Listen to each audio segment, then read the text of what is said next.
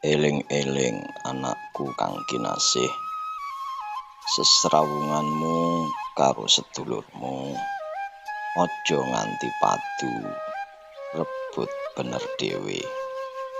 Amarga rukun dadi kunci urip tentrem.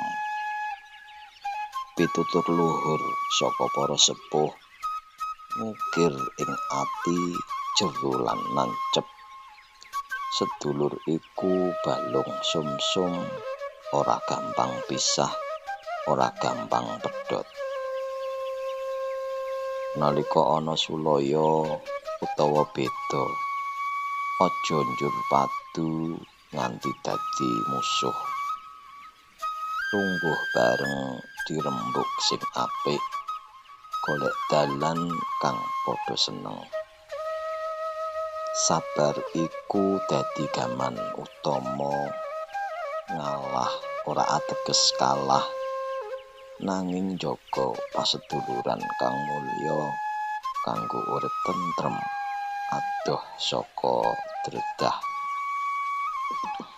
Elinga senajan beda cara pikir, katresnan sedulur tetep sing utama.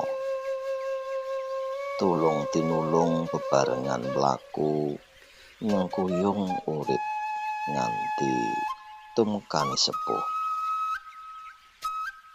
Muga-muga pitutur iki miguna nuntun laku ing saben dina, supaya rukun karo sedulur lan keluarga urip ayem bebarengan tumekaning palastra.